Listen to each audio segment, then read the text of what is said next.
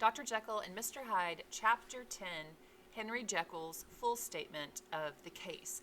As a reminder, in Chapter 9, we had a letter from Dr. Lanyon in which he described watching Mr. Hyde take a formula and change from Mr. Hyde into Dr. Jekyll.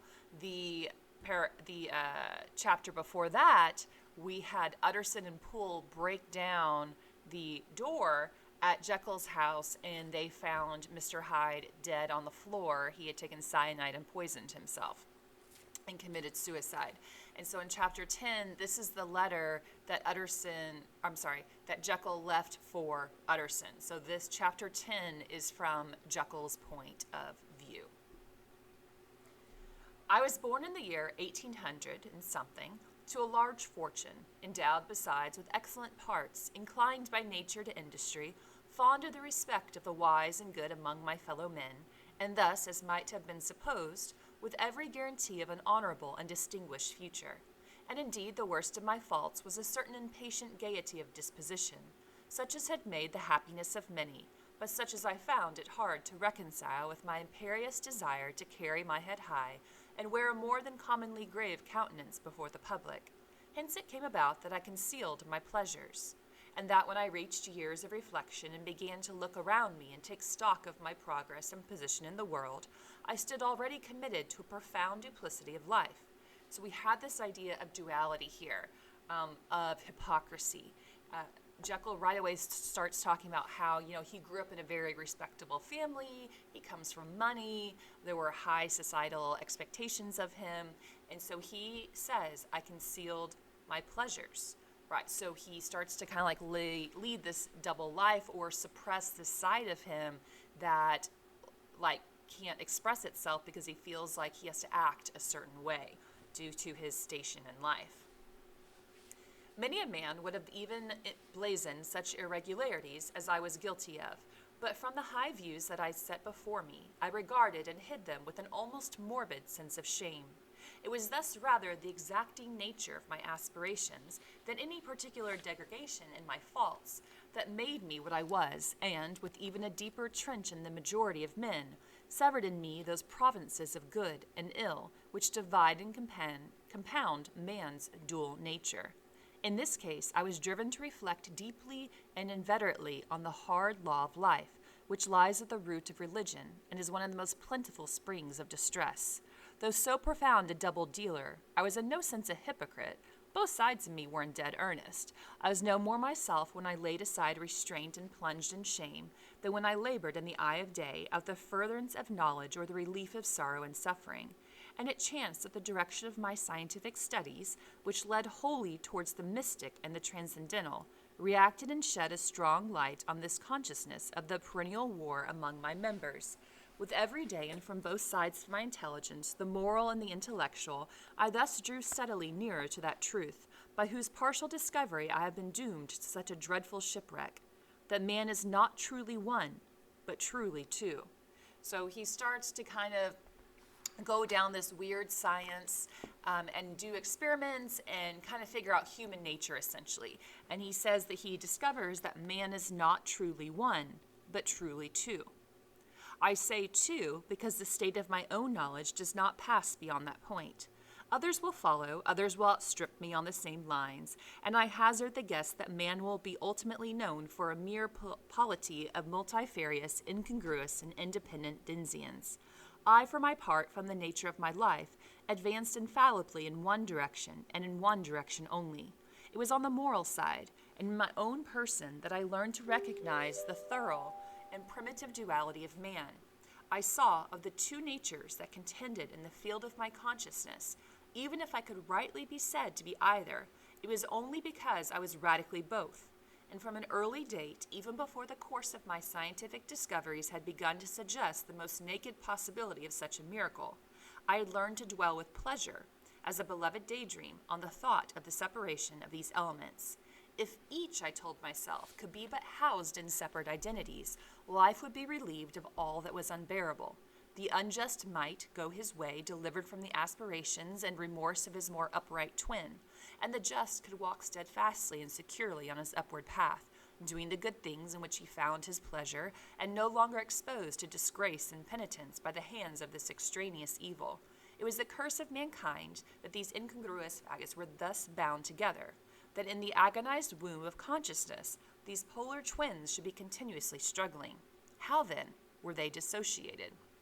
So there's a lot going on in that paragraph, and you should go back and reread it because there's a lot to unpack. But essentially, he starts doing experiments, and he learns that man is not one but two. And he starts to experiment in how you can break apart your natures, right? If you want to really boil it down, good versus evil.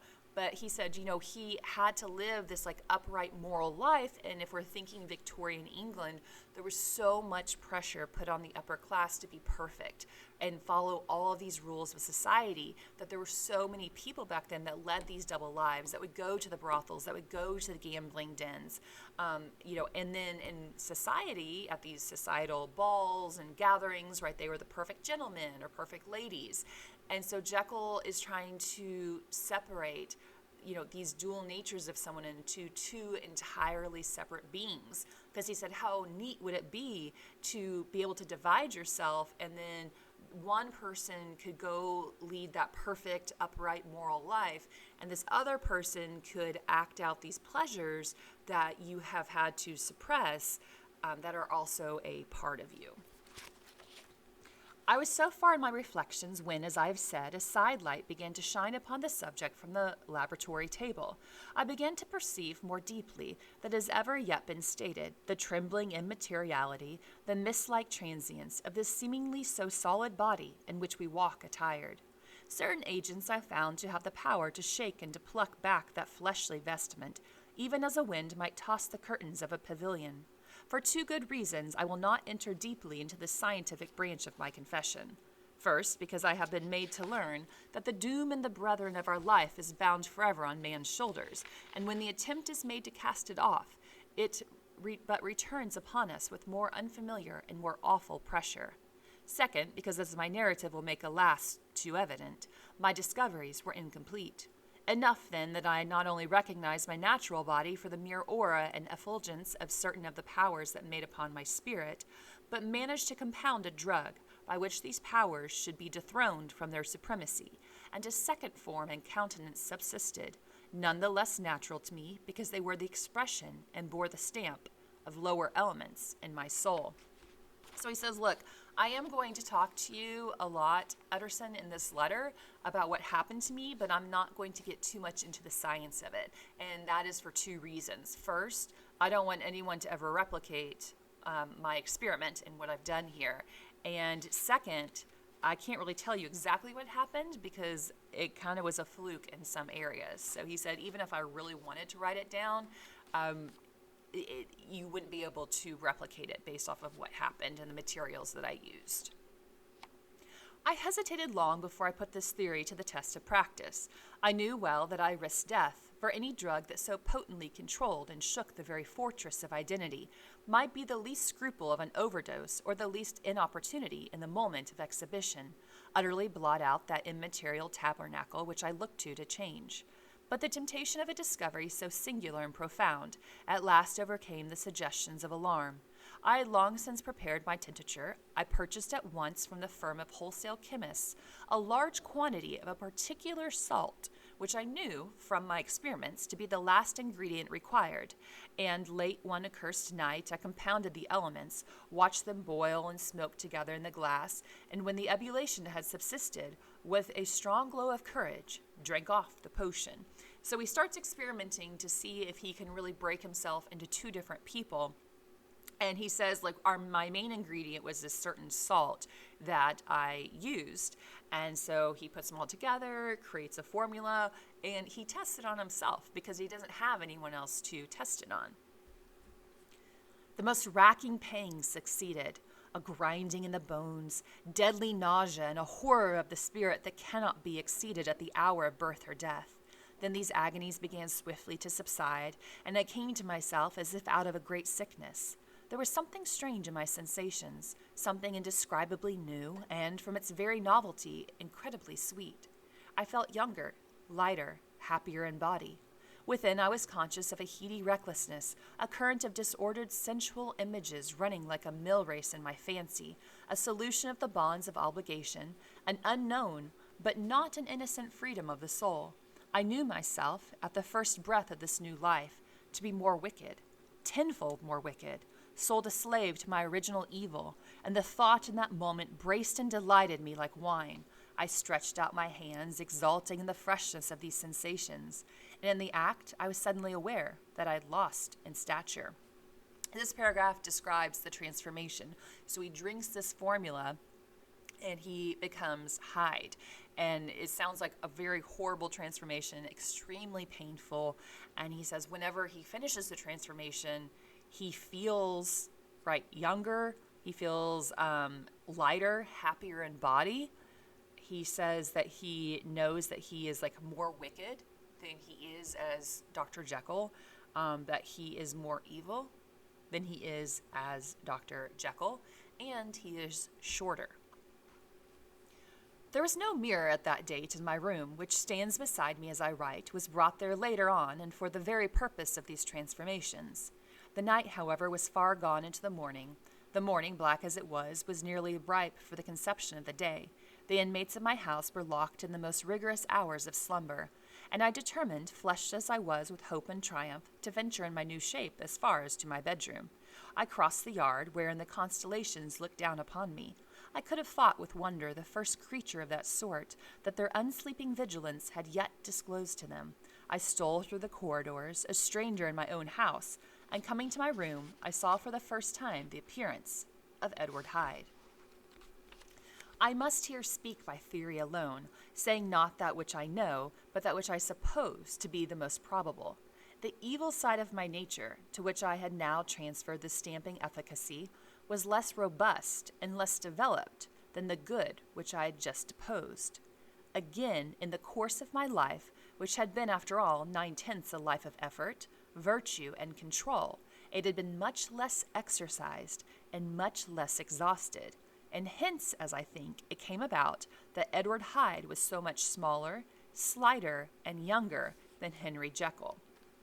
So once he is transformed into Hyde, he goes and he finds a mirror, and he sees, that Hyde is younger than Jekyll, that Hyde is much shorter than Jekyll, and he says that's because he never exercised that evil side of his nature, He had suppressed it all of these years, and by suppressing it all these years and not acting out his baser instinct, his more evil side, his wicked desires, he had suppressed it all, and so that's why Hyde is shorter than Jekyll and younger than Jekyll, because he has not been allowed to grow and mature that wicked side of him.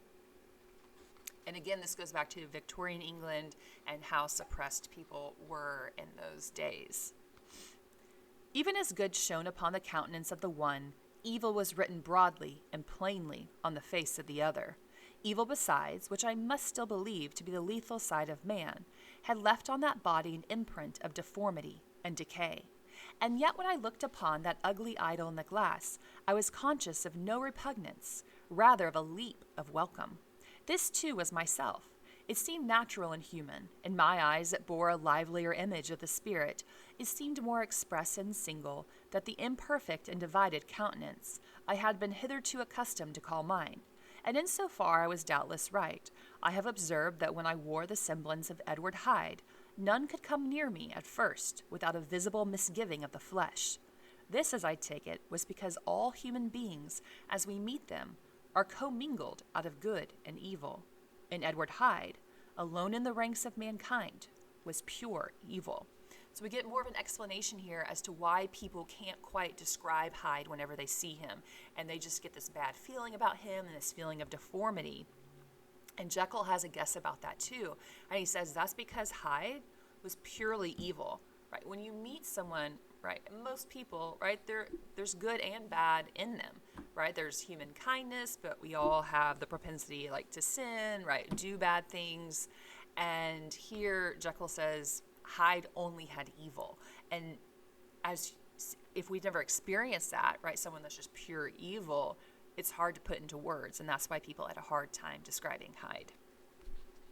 I lingered but a moment at the mirror. The second and conclusive experiment had yet to be attempted, yet it remained to be seen if I had lost my identity beyond redemption and must flee before daylight from a house that was no longer mine, and hurrying back to my cabinet, I once more prepared and drank the cup, once more suffered the pangs of dissolution, and came to myself once more with the character, the stature, and the face of Henry Jekyll.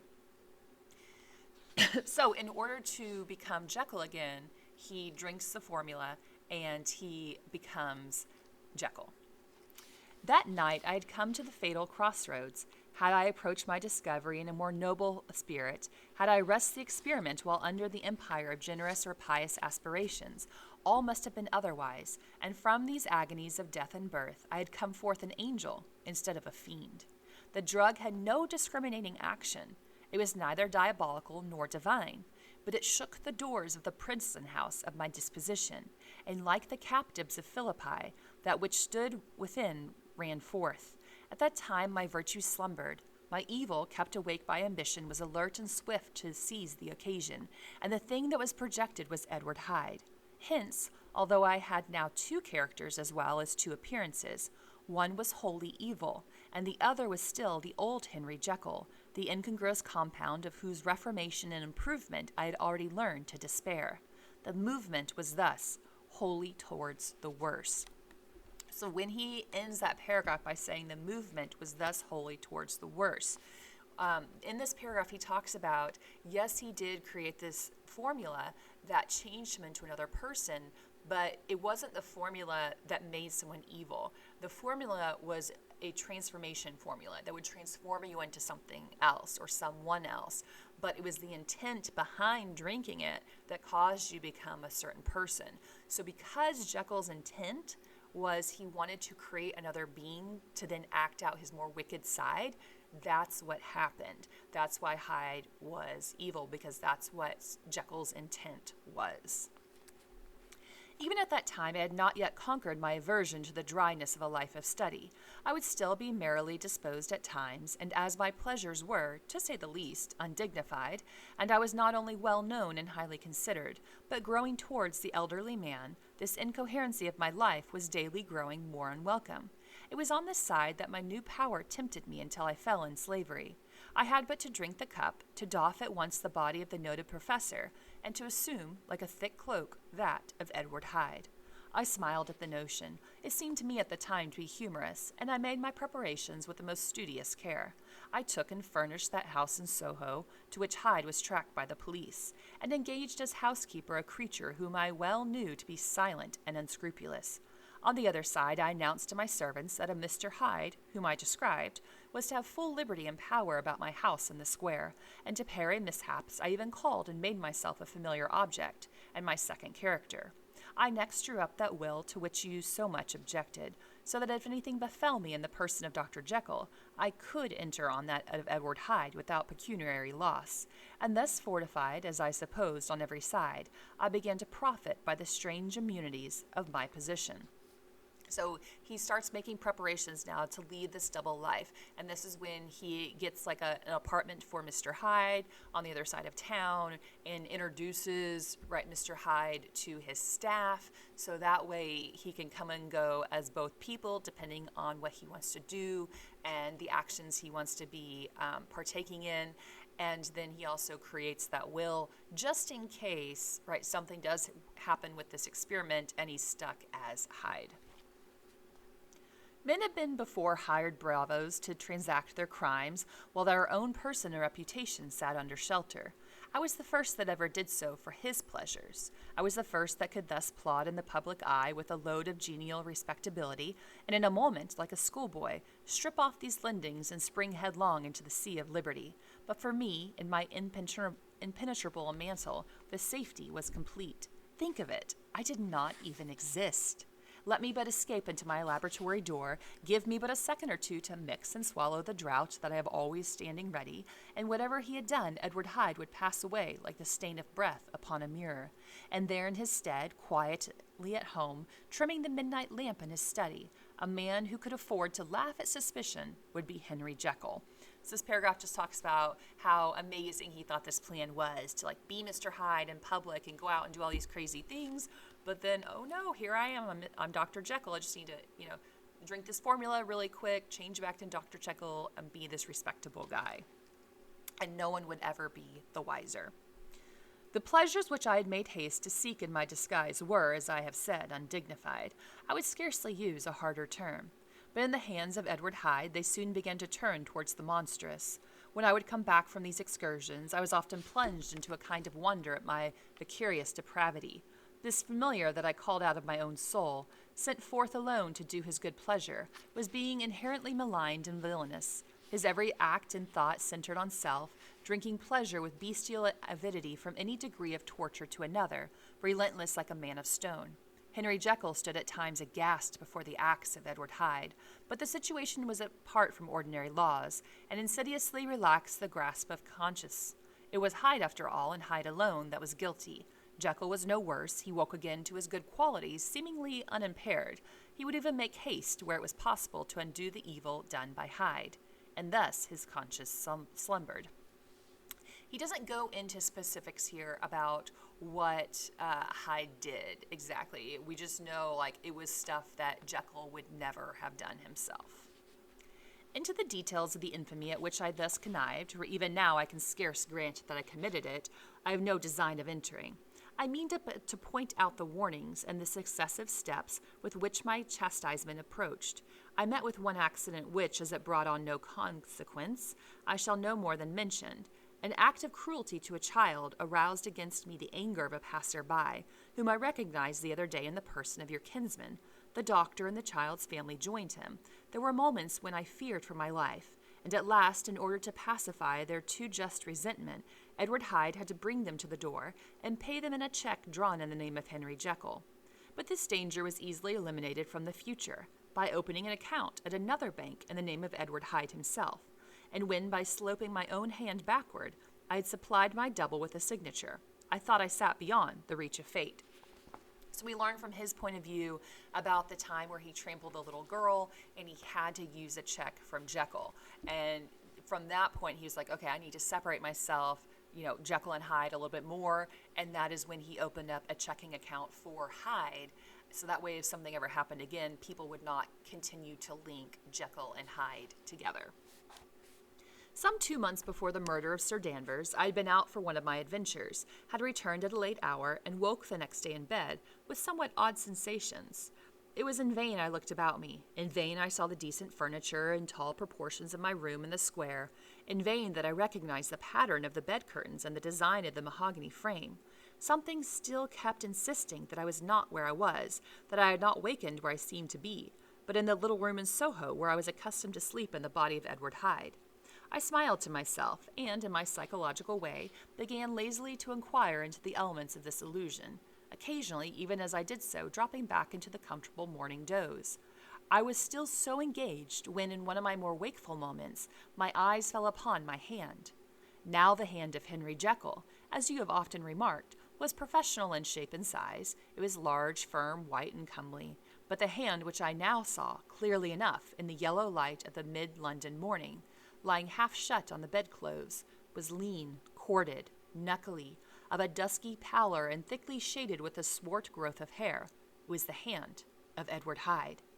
I must have stared upon it for nearly half a minute, sunk as I was in the mere stupidity of wonder, before terror woke up in my breast as sudden and startling as the crash of cymbals, and bounding from my bed I rushed to the mirror. At the sight that met my eyes, my blood was changed into something exquisitely thin and icy. Yes, I had gone to bed Henry Jekyll. I had awakened Edward Hyde. Okay, so here he went to bed as Jekyll, he wakes up as Hyde. So now his body is starting to transform into Hyde without having to take the formula. How is this to be explained? I asked myself, and then with another bound of terror, how is it to be remedied? It was well on in the morning. The servants were up, all my drugs were in the cabinet. A long journey down 2 pair of stairs, through the back passage, across the open court, and through the anatomical theater, from where I was then standing horror-struck. It might indeed be possible to cover my face, but what use was that when I was unable to conceal the alteration in my stature?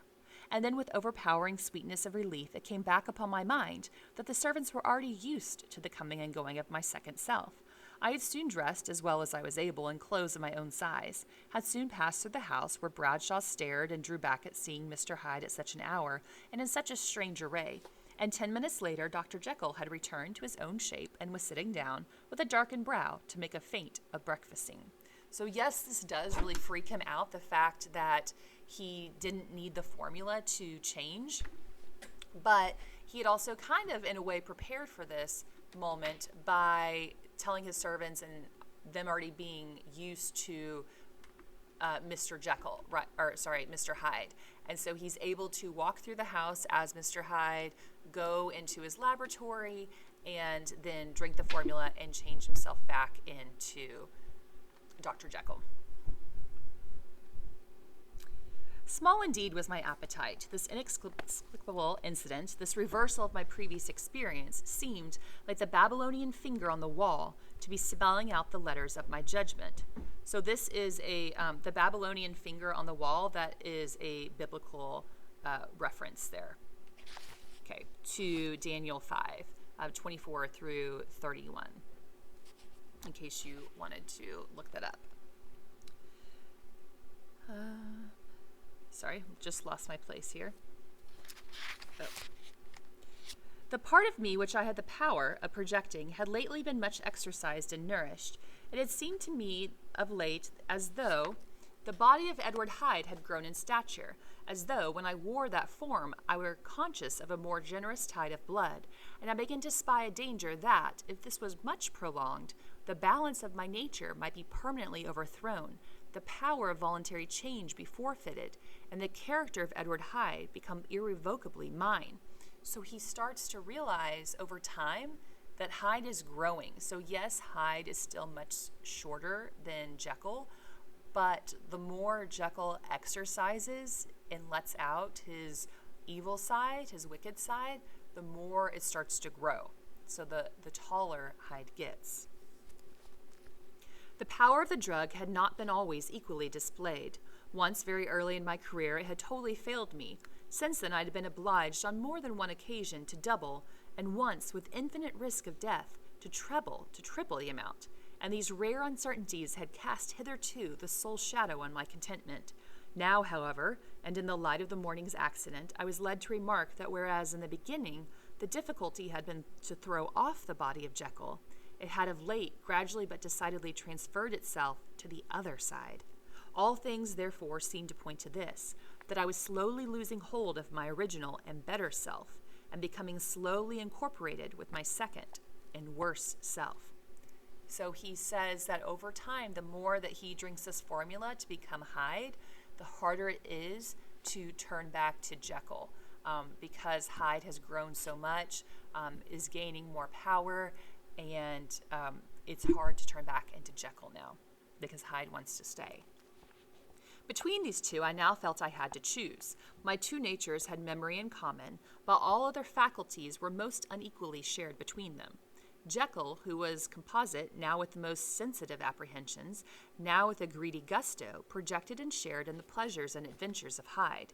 But Hyde was indifferent to Jekyll, or but remembered him as the mountain bandit remembers the cavern in which he conceals himself from pursuit. Jekyll had more than a father's interest. Hyde had more than a son's indifference. To cast in my lot with Jekyll was due to those appetites which I had long secretly indulged and had of late begun to pamper. To cast it in with Hyde was to die 1,000 interests and aspirations, and to become as a blow and forever despised and friendless. The bargain might appear unequal, but there was still another consideration in the scales, for while Jekyll would suffer smartingly in the fire of abstinence, Hyde would not even conscious of all that he had lost. Strange as my circumstances were, the terms of this debate are as old and commonplace as man. Much the same inducements and alarms cast the die for any tempted and trembling sinner, and it fell out with me, as it falls with so vast a majority of my fellows, that I chose the better part and was found wanting in the strength to keep to it. So he realizes that he's going to have to choose between the two parts of himself, between Jekyll and Hyde.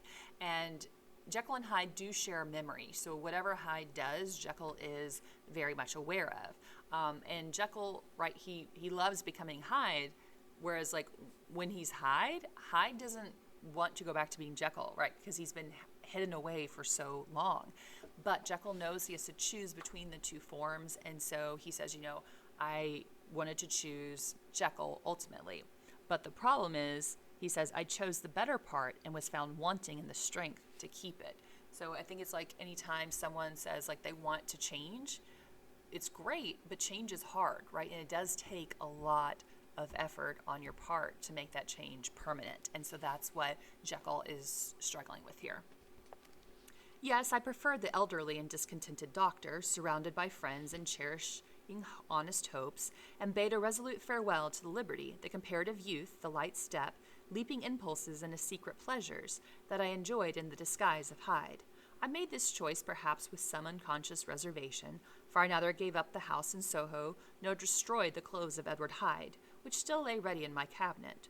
For 2 months, however, I was true to my determination.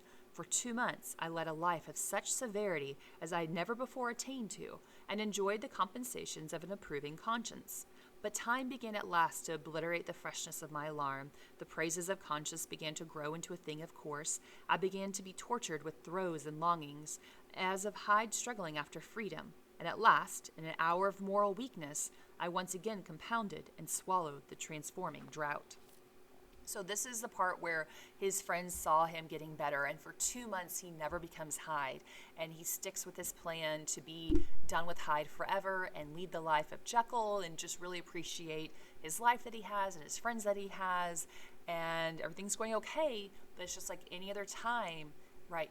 You have an addiction, right? It's hard to stay away from that addiction. And Jekyll finally gives into the addiction one night and takes the formula again to become Hyde.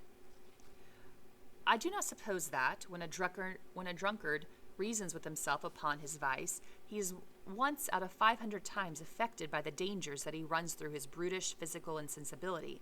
Neither had I, long as I had considered my position, made enough allowance for the complete moral insensibility and insensate readiness to evil, which were the leading characters of Edward Hyde. Yet it was by these that I was punished. My devil had been long caged. He came out roaring. I was conscious, even when I took the draught, of a moral unbridled, a more furious propensity to ill. It must have been this, I suppose, that stirred in my soul that tempest of impatience with which I listened to the civilities of my unhappy victim. I declare at least before God, no man morally sane could have been guilty of that crime upon so pitiful a provocation, and that I struck in no more reasonable spirit than that in which a sick child may break a plaything. But I had voluntarily stripped myself of all those balancing instincts by which even the worst of us continues to walk with some degree of steadiness among temptations, and in my case, to be tempted, however slightly, was to fall. Right, so this is where he talks about, right, he is going to kill Sir Danvers Carew. And if we go back to an addict, right, and it's great if they want to make the change and they're going through rehab, or, they stop doing whatever they were doing, but then they have a relapse. And sometimes that relapse can be really, really bad because they've stayed away from whatever they're addicted to for so long that they then indulge too much into it, and it can have deadly consequences. Instantly the spirit of hell awoke in me enraged. With a transport of glee, I mauled the unresisting body. This is talking about when he kills Sir Danvers Carew, tasting delight from every blow. And it was not until weariness had begun to succeed that I was suddenly, in the top fit of my delirium, struck through the heart by a cold thrill of terror. A mist dispersed, I saw my life to be forfeit, and fled from the scene of these excesses, at once glorying and trembling, my lust of evil gratified and stimulated, my love of life screwed to the topmost peg. I ran to the house in Soho, and, to make assurance doubly sure, destroyed my papers. Thence I sat out through the lamplit streets, in the same divided ecstasy of mind, gloating on my crime, light-heatedly devising others in the future, and yet still hastening and still hearkening in my wake for the steps of the avenger. Hyde had a song upon his lips as he compounded the draught, and as he drank it pledged the dead man. The pangs of transformation had not done tearing him before Henry Jekyll, with streaming tears of gratitude and remorse, had fallen upon his knees and lifted his clasped hands to God. The veil of self-indulgence was rent from head to foot. I saw my life as a whole. I followed it up from the days of childhood when I'd walked with my father's hand and through the self-denying toils of my professional life to arrive again and again with the same sense of unreality at the damned horrors of the evening. I could have screamed aloud. I sought with tears and prayers to smother down the crowd of hideous images and sounds with which my memory swarmed against me. And still, between the petitions, the ugly face of my iniquity stared into my soul. As the acuteness of this remorse began to die away, it was succeeded by a sense of joy. The problem of my conduct was solved. Hyde was thenceforth impossible. Whether I would or not, I was now confined to the better part of my existence. And oh, how I rejoiced to think it. With what willing humility I embraced anew the restrictions of natural life. With what sincere renunciation I locked the door by which I had so often come and gone, and ground the key under my heel. So after he kills Sir Danvers' crew, we already knew that he went back to Hyde's place in Soho, right, destroys some things, and then he goes back to Jekyll's place and transforms back into Jekyll.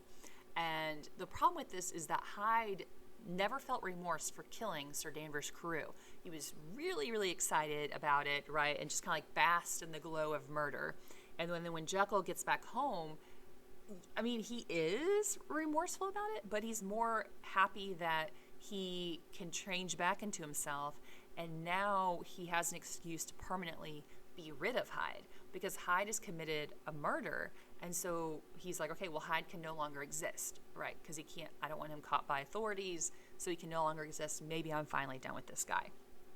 And to prove that point, it says that he locked the door and ground the key under his heel. Now, when Utterson and Poole had used the axe to get into the room to see who was on the other side and found Hyde's body, they found a broken key. And that was the key that Hyde always used to get into that certain side of Jekyll's house. So Jekyll, that's kind of like his symbolism of grounding and locking out Hyde forever from his life. The next day came the news that the murder had been overlooked, that the guilt of Hyde was patent to the world, and that the victim was a man high in public estimation. It was not only a crime, it had been a tragic folly. I think I was glad to know it. I think I was glad to have my better impulses thus buttressed and guarded by the terrors of the scaffold. Jekyll was now my city of refuge. Let but Hyde peep out an instant, and the hands of all men would be raised to take and slay him. I resolved in my future conduct to redeem the past, and I can say with honesty that my resolve was fruitful of some good. You know yourself how earnestly in the last months of last year I labored to relieve suffering.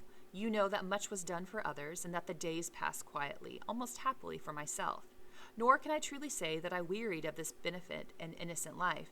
I think instead that I daily enjoyed it more completely. But I was still cursed with my duality of purpose, and as the first edge of my penitence wore off, the lower side of me, so long indulged, so recently changed down, began to growl for license. So yes, like Jekyll thinks, okay, I'm done with Hyde forever, and I have to be done with him forever because he's a wanted murderer. But again, that addiction, he's fed the addiction too long, and he feels it stirring like within him. Not that I dreamed of resuscitating Hyde. The bare idea of that would startle me to frenzy. No, it was in my own person that I was once more tempted to trifle with my conscience, and it was an ordinary secret sinner that I at last fell before the assaults of temptation.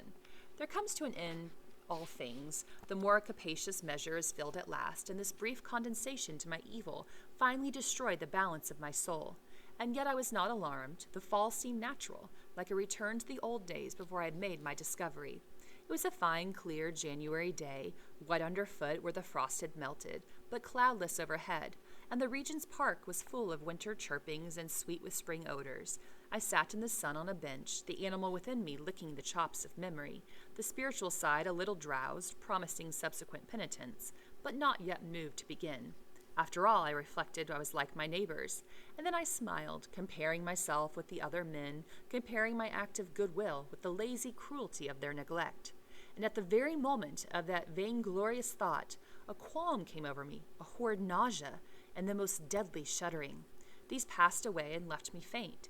And then, as in it turns the faintness subsided, I began to be aware of a change in the temper of my thoughts, a greater boldness, a contempt of danger, a solution of the bonds of obligation. I looked down. My clothes hung formlessly on my shrunken limbs. The hand that lay on my knee was corded and hairy. I was once more Edward Hyde. A moment before I had been safe of all men's respect, wealthy, beloved, the cloth laying for me in the dining room at home, and now I was the common quarry of mankind, hunted, houseless, a known murderer, the thrall to the gallows. So he thinks he's done with Hyde forever because Hyde has committed murder. However, he's sitting in the park one day, and without taking the formula or anything, he transforms into Hyde. So again, this shows us just how powerful Hyde has become and how much Jekyll has let him out to where Hyde can just change from Jekyll into Hyde without Jekyll taking the formula. My reason wavered, but it did not fail me utterly.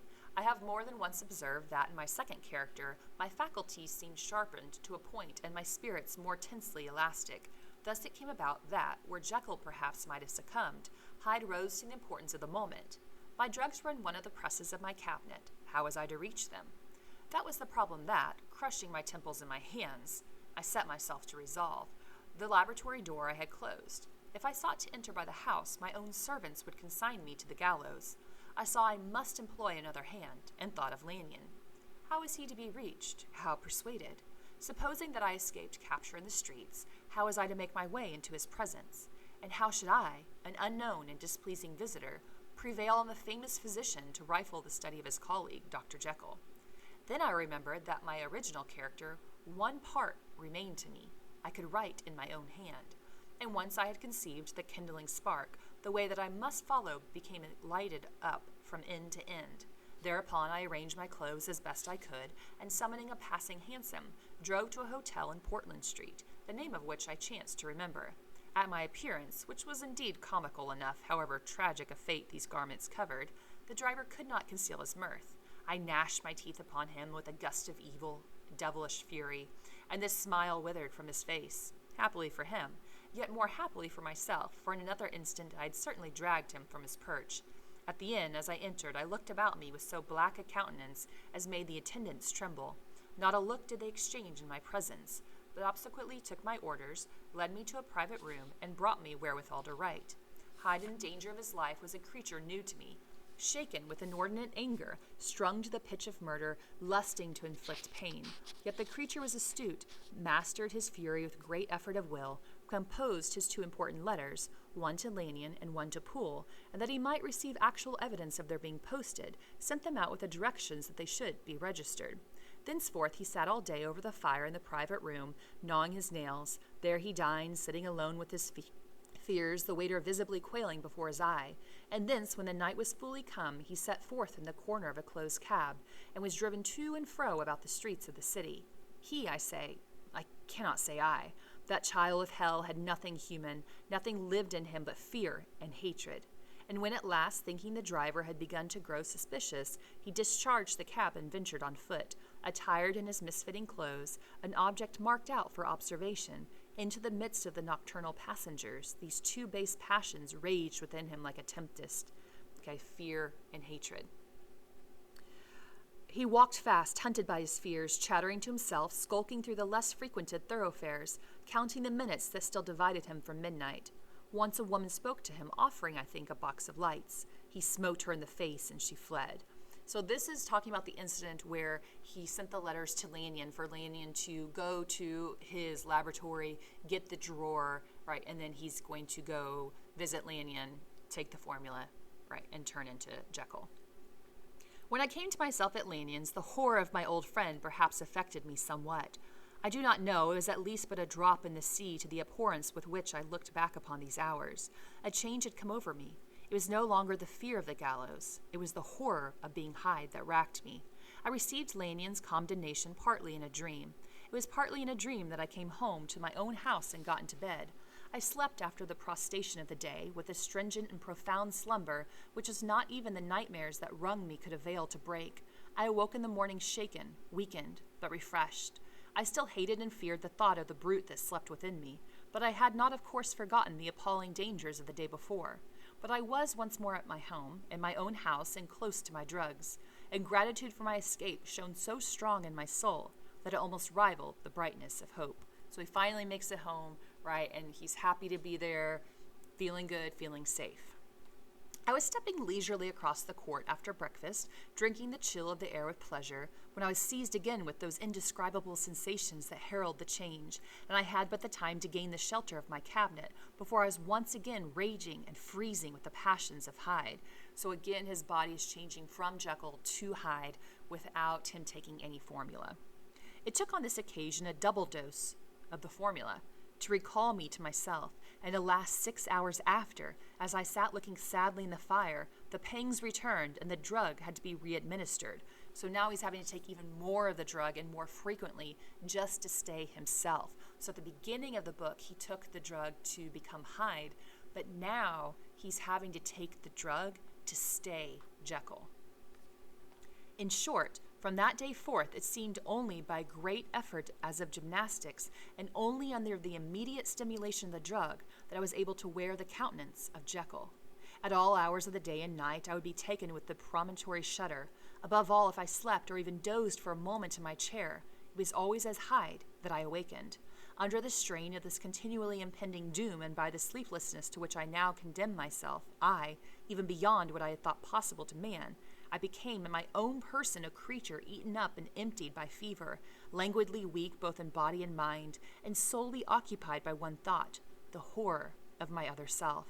But when I slept, or when the virtue of the medicine wore off, I would leap almost without transition, for the pangs of transformation grew daily less marked, into the possession of fancy brimming with images of terror, a soul boiling with causeless hatreds, and a body that seemed not strong enough to contain the raging energies of life. The powers of Hyde seemed to have grown with the sickliness of Jekyll. And certainly the hate that now divided them was equal on each side. With Jekyll, it was a thing of vital instinct. He had now seen the full deformity of that creature that shared with him some of the phenomena of a consciousness, and was co-heir with him to death. And beyond these links of community, which in themselves made the most poignant part of his distress, he thought of Hyde, for all his energy of life, as of something not only hellish, but inorganic. It was a shocking thing, the slime of the pit that seemed to utter cries and voices, that the informous dust gesticulated and sinned, and that what was dead had no shape, should usurp the offices of life. And this again, that this insurgent horror was knit to him closer than a wife, closer than an eye lay caged in his flesh, where he heard it mutter and felt it struggle to be born, and at every hour of weakness, and in the confidence of slumber, prevailed against him, and deposed him out of life. The hatred of Hyde for Jekyll was of a different order. His terror of the gallows drove him continually to commit temporary suicide, and return to his subordinate station of a part instead of a person. But he loathed the necessity. He loathed the despondency into which Jekyll had now fallen, and he resented the dislike with which he was himself regarded. Hence the ape-like tricks he would play with me, scrawling in my own hand blasphemies on the pages of my books, burning the letters and destroying the portrait of my father.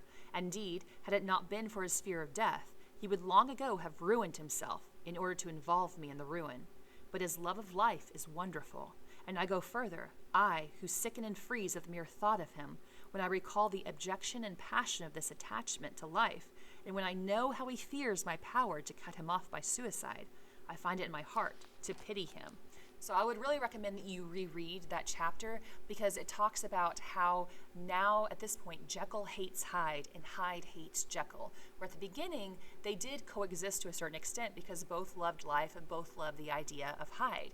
But now Jekyll hates Hyde because Hyde has taken over his life and committed all these atrocities, and Hyde hates Jekyll because he's dependent on him. Because he's committed this murder, he can't just go out into the world and be himself and basically kill Jekyll and just be Hyde forever.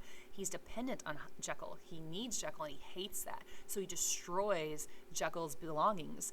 And Jekyll says, I think that he would have killed himself long ago just to spite me, but he feared death because he loved life so much, because he had been repressed for so long, that Hyde didn't want to commit suicide.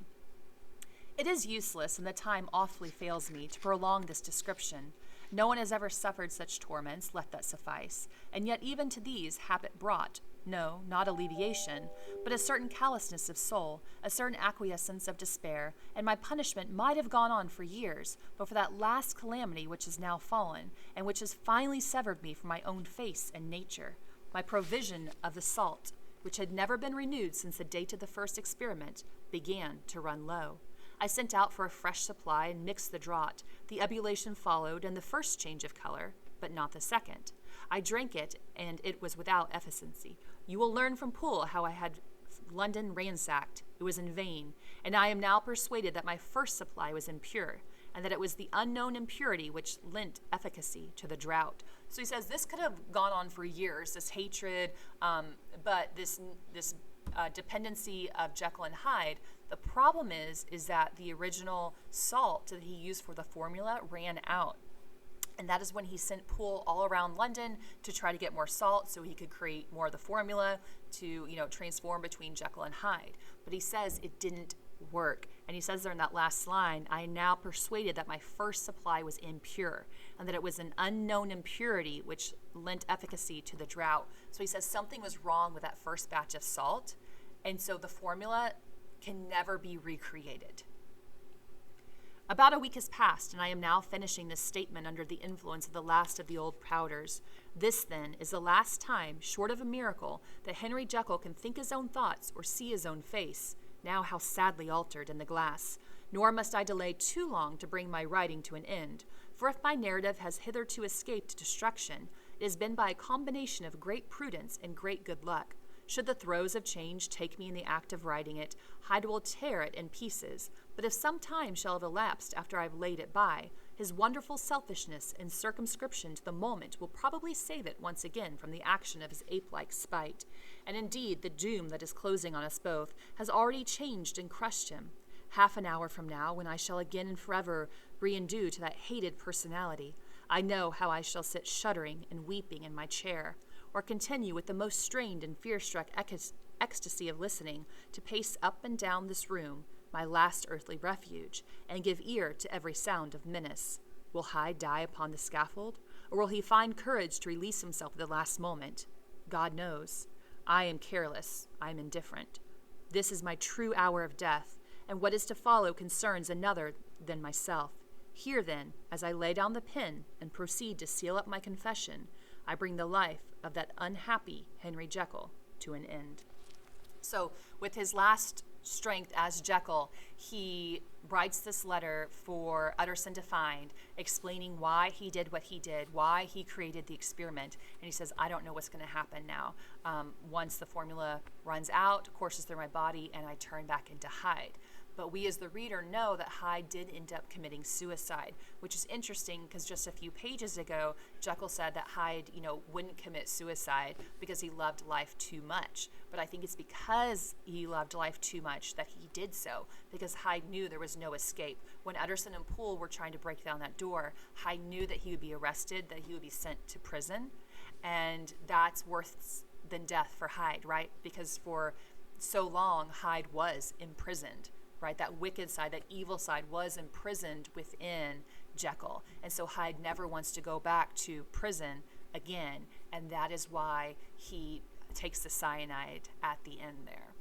So at the end of this book, it's a really sad story, right? Jekyll dabbled into weird science, created this formula for his wicked half to be able to go out and perform all these wicked and evil deeds that he, as Jekyll, was not able to do, and it ended up having horrible consequences for him and for others.